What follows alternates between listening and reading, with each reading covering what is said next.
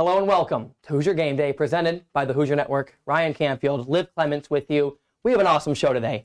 Recapping FIU, previewing Western Illinois, and Dylan Traeger from Hoosier Illustrated is going to join us. But first, Liv, on a scale of 1 to 10, how great was your college football Saturday? It was so good. I think seeing IU out there officially Memorial Stadium and making their debut was huge for them. A lot that they need to work on still. It was a good introduction to see how this team's going to go. But new faces, new coach. I love the plays they decided. All around 10 out of 10. I'm excited for the season. Fantastic. Well, in order to get you prepared for this week, let's go back to last week and get you caught up into the highlights from last Saturday. Hoosiers and FIU Panthers, let's go field level to Memorial Stadium. We pick it up in the first quarter. First possession of the game for FIU. Hoosier Nation, say hello to Aiden Fisher. JMU transfer gets his first sack of the season. And let's go to Indiana's second offensive drive. Kurtis Rourke over the middle in the red zone finds Zach Horton in the end zone for 6, 7-0 Indiana. On the ensuing Hoosier drive, Rourke hands off on the end around to Miles Price, getting involved into the red zone to get the Hoosiers in goal to go. And then Kurtis Rourke will hand off to Tyson Lawton. He evades those tacklers to get into the end zone for his first Hoosier touchdown, 14-0 Indiana. Next Hoosier drive, Kurtis Rourke evades the tackler there. He's got to get away with it from the line of scrimmage. Throws down to his old Ohio teammate, Miles Cross, in traffic, and he comes down with it. And then as the half would come to a close, Keon Jenkins of FIU finds Rocky Beers. The Panthers would get on the board there. But from there, the Hoosiers would have it on cruise control as you see Elijah Green hit the end zone, 51-yard run. And the Hoosiers would take it on Saturday, 31-7. And so, Liv, with this game coming to a close, how would you assess the first game? The first game was interesting for the Hoosiers, I want to say, because they showed that they had a lot to work on, but they also showed some glimmers of hope that you didn't see last season, which I loved. And I want to get into it with a little bit of numbers. You looked at, they led 21-0 going into the second half, but also what was interesting is even Coach Signetti said it was not the second half they wanted. They won, but he wanted them to go ahead and punctuate that win, keep scoring. He wasn't satisfied with the field goal attempt that they had, so he wanted more from that. Also going 4 and 10 on third down isn't what he wants as well. It's something that the Hoosiers need to be practicing on going into the week, but there were some positives. Quarterback made his debut, Kurtis Rourke, and they loved what they saw from the Hoosier fans in the stadium. He looked patient in the pocket. He looked like the O-line was with him on the same page, and all around the offense looked good. Defense, sack after sack after sack. Hoosiers loved it. It was a good game to show what they need to improve on. Also, it's just a good game to see what the Hoosiers have coming going into their next game as well. Right. And so from there, we will send it off to our first guest of the season. Hey everyone, and welcome back. I am pleased to welcome on Dylan Traeger from Hoosier Illustrated. Dylan, welcome. Liv, thank you for having me. Ryan back there, thanks for having me. It's great to be on. Oh, of course. I want to get right into it, though, with you because I know you are a Hoosier football fan to the T, but I want to know, when you saw Kurtis Rourke come off the sideline going into that first game, what did you think? I was so confident with Rourke's ability. I mean, you look at what he did at Ohio. He played 5 seasons there. He went for over 2,000 yards twice, 2 bowl games. That's exactly what Indiana's looking for out of a quarterback. We didn't see that last year with Taven Jackson and Brandon Sorsby. I think Kurtis Rourke is the answer. I mean, it was also interesting because he went 15, 24, 180 yards, 1 touchdown. Do you even see Taven Jackson touching the turf this season?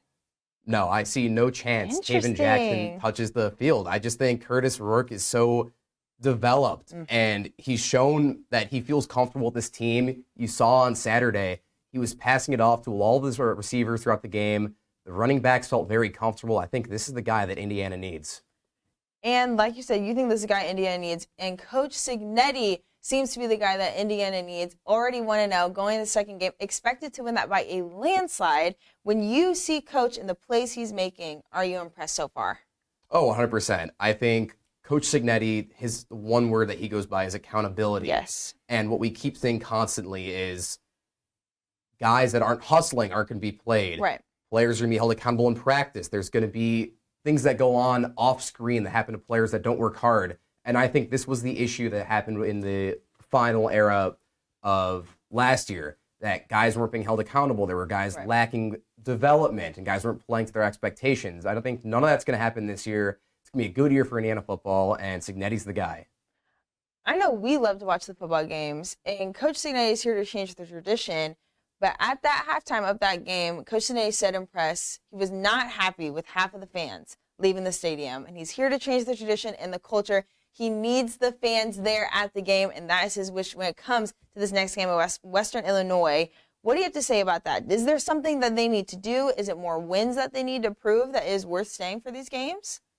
I think it's earned. Okay. And you're a senior. You've been here for all this time. Yes. You've seen 3 conference wins. Whew. And I don't mean to feel sorry for you, but you've seen 3 conference wins. I think I've seen 2. Yeah. I think you've got 1 more than me. Yep. I think this is earned. Okay. So we see Indiana win against Western Illinois. Right. We're going to see them win on the road at UCLA. Okay. And then come back home and beat Charlotte. You're 4-0 going into real conference play at home. That's when the fans start staying. So you see 4-0 going ahead, and when you see Western Illinois' game, I need your game score predictions to end this segment. Go ahead, let me know. 25-game losing streak for Western Illinois. Right. I got Indiana coming in hot. Give me 63 to 7. Indiana smokes them all the way back to Western Illinois, wherever that is. There you go. Dylan has them winning by a landslide. We're going to go ahead and come back to me and Ryan. We'll give our game score predictions and let you know what we think about Western Illinois. Dylan, thank you so much. Thank you, Liv. All right, as we conclude here, Liv, what about this Week 2 matchup with Western Illinois entices you as a Hoosier fan? Okay, so IU is most likely coming out with the win, right? And I think the predictions and everyone's saying it, they're coming out with this win. I want to call it now. 7 p.m. Friday, they're going to come out with this win. But I'm most excited about seeing the new faces. Coach Cincinnati said he loves taking out 4 wide receivers or the running backs and putting in a new set immediately in the next play. You saw Omar Cooper last time. You saw Tyson Lawton. It was all over the place, but I'm excited to see the new pairings and see if Kurtis Rourke can work with this new team. So many new faces, but a lot to bring to the table. And like Coach said, a big one from last year, Donovan McCulley, he went out early in the game against FIU, and now he's day-to-day. So that gives more opportunity to see these new faces, JMU players coming in and all over different conferences. That is what I'm most excited for. Yeah, I think you're absolutely right, because when you look at last season, there were so many skill position players that came in and just couldn't get the ball because Brendan Sorsby, Taven Jackson, it couldn't happen. And Walt Bell's scheme had something to do with that too. Yep. But Kurtis Rourke he's so good. He is so good. And with, Western Illinois, I think Dylan said 25 games it was that they're on that losing streak.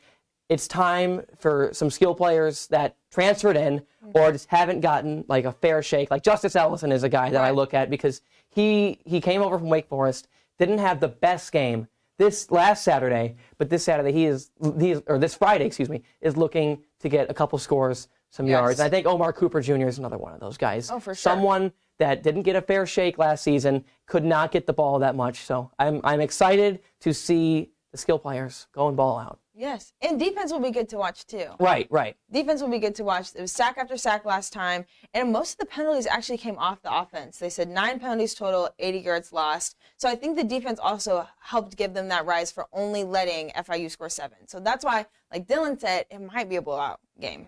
Right. All right, that's it from us. Enjoy the Hoosier Football Friday. Enjoy your college football Saturday. And we'll see you next week to preview the University of California, Los Angeles. But for now, we'll see you later.